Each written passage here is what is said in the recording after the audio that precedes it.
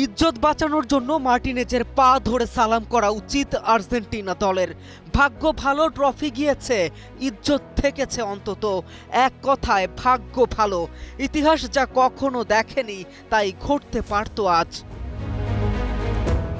11টা shoot on টার্গেটের বিপরীতে একটা অন টার্গেটে শুট নিতে পারেনি মেসির দল।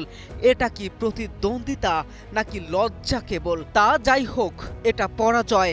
19 বছরের এক তরুণের কাছে মেসিদের পরাজয়। 16 বছর পর গতবারের বিশ্ব চ্যাম্পিয়নদের কাছ থেকে রাজমুকুট ছিনিয়ে নিয়ে দ্বিতীয় স্টার পূর্ণ করল স্পেন। এ নিয়ে জার্মানির সাথে যৌথভাবে সর্বোচ্চ 4 বার বিশ্বকাপের ফাইনালে হারা দলে পরিণত হল আর্জেন্টিনা। ফুটবল বিধাতা ইতিপূর্বে মেসিকে দিয়েছে সবই, কিছুই ছিল না বাকি আর।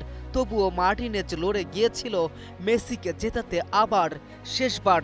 তবে সব দিন তো আর সবকিছু জেতা যায় না, সবকিছু তো আর পাওয়াও যায় না। সব পেলে যে নষ্ট জীবন। হিউস্টনে রকিং টেস্টি, সীমানা ছাড়াও নিজেকে হারাও। মেসি যুগ শেষ হয়েছে, তবে বিশ্ব পেয়েছে এক নতুন তারা, যার নাম ইয়ামাল। ক্যারিয়ার কেবল শুরু। ইউরো, বিশ্বকাপ সহ ক্যারিয়ার যেন রঙে রঙিন। ভক্তদের চাওয়া শুধু একটাই, জেগে থাকো ইয়ামাল, যেতে হবে বহুদূর, অনেকটা দূর।